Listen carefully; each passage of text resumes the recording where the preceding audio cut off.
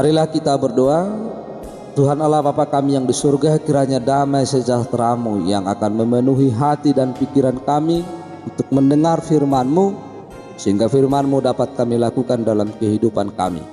Dalam nama Kristus Yesus kami telah berdoa. Amin. Ibu bapak saudara-saudara yang terkasih di dalam Kristus Yesus, salam bagi kita semuanya. Marilah kita mendengar firman Tuhan khotbah Minggu tanggal 31 Juli tahun 2022 yang tertulis dalam kitab Yakobus pasal yang ketiga ayat 13 sampai ayat 18. Demikian firman Tuhan, hikmat yang dari atas. Siapakah di antara kamu yang bijak dan berbudi? Baiklah ia dengan cara hidup yang baik, menyatakan perbuatannya oleh hikmat yang lahir dari kelemah lembutan.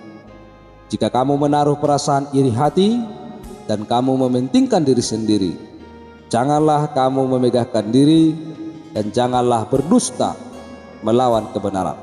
Itu bukanlah hikmat yang datang dari atas, tetapi dari dunia, dari nafsu manusia, dari setan-setan. Sebab di mana ada iri hati dan mementingkan diri sendiri, di situ ada kekacauan dan segala macam perbuatan jahat. Tetapi hikmat yang dari atas adalah pertama-tama murni, selanjutnya pendamai, peramah, penurut, penuh belas kasihan, dan buah-buah yang baik. Tidak memihak dan tidak munafik. Dan buah yang terdiri dari kebenaran ditaburkan dalam damai untuk mereka yang mengadakan damai. Demikian pembacaan firman Tuhan. Ibu bapak saudara-saudara yang terkasih di dalam Kristus Yesus, tema khotbah kita pada saat ini adalah hikmat yang dari atas. Di dalam perjalanan kehidupan kita tidak selalu menjalani sesuai dengan apa yang kita rencanakan, sesuai dengan apa yang kita pikirkan, atau sesuai dengan apa yang kita harapkan. Tetapi terkadang sering sekali dalam kehidupan kita ketika kita menjalaninya, bahwa kita menghadapi masalah bahkan di luar dari rencana kita. Hal itu terjadi dalam kehidupan kita sehari-hari, sehingga kita membutuhkan hikmat yang dari atas untuk menyelesaikan semua yang terjadi dalam kehidupan kita. Dan untuk menjalani kehidupan ini, bahwa hikmat dari atas sangat dibutuhkan. Firman Tuhan pada hari ini mengingatkan kita untuk memiliki hikmat dari Allah di tengah-tengah perjalanan hidup dalam relasi dengan sesama. Surat Yakobus ini merupakan tulisan yang dibuat oleh Yakobus, saudara Yesus, dan berisi tentang rangkuman hikmat Yakobus. Yakobus menulis surat ini bagi seluruh orang percaya, khususnya yang tersebar di luar Israel. Banyak bagian dalam isi surat ini yang merupakan pengembangan dari kitab Amsal serta khotbah Yesus di bukit. Selanjutnya kita akan melihat bagaimana bacaan firman Tuhan hari ini menuntun kita untuk memiliki hikmat dalam menjalani kehidupan kita sebagai anak-anak Allah. Yakobus menyatakan bahwa setiap orang yang bijak dan berakal budi adalah orang yang menunjukkan hikmat dalam perbuatannya. Hikmat itu sendiri lahir dari kelemah lembutan yang dimiliki oleh orang tersebut. Itu dikatakan tadi dalam ayat 13. Siapakah di antara kamu yang bijak dan berbudi? Baiklah ia dengan cara hidup yang baik, menyatakan perbuatannya oleh hikmat yang lahir dari kelemah lembutan. Orang yang berhikmat dan berakal budi tentu bukanlah orang yang mudah egois, atau bukanlah orang yang mementingkan diri sendiri. Ketika ia melihat orang lebih dari dirinya, baik secara materi, fisik, dan lain sebagainya, ia tidak mudah iri hati.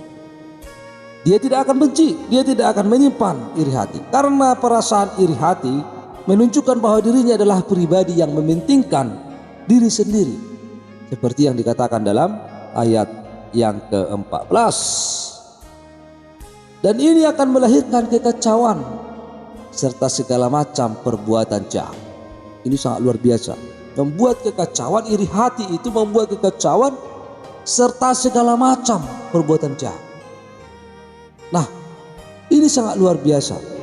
Bisa berbuat jahat dan karena iri hati bisa melakukan bermacam-macam berbagai perbuatan jahat, karena semuanya dimulai dari iri hati, kekacauan, seperti yang dikatakan dalam ayat yang ke-16. Sebab di mana ada iri hati dan mementingkan diri sendiri, di situ ada kekacauan dan segala macam perbuatan jahat. Seseorang yang iri pada keberhasilan orang lain tentu akan melahirkan reaksi buruk pada orang itu. Apakah itu supaya menjatuhkan orang itu dengan berbagai macam cara, atau berupaya menyaingi orang tersebut, dan jika memungkinkan melebihi orang itu dengan berbagai macam cara pula, termasuk cara-cara yang salah. Pada akhirnya relasi dengan sesama akan hancur. Selanjutnya hikmat ditunjukkan dengan sikap yang tidak memegahkan diri dalam ayat 14. Bagaimana ini? Merupakan pengembangan dari Amsal 27 ayat 1 yang mengingatkan agar manusia tidak memuji diri sendiri, karena sesungguhnya manusia tidak akan pernah tahu apa yang akan terjadi besok. Layaknya pepatah yang sering kita dengar, hidup ini seperti roda yang berputar, kadang di atas, kadang di bawah. Kita tidak pernah tahu apakah ketika kita memuji diri sendiri hari ini, besok kita masih bisa menyembuhkan diri.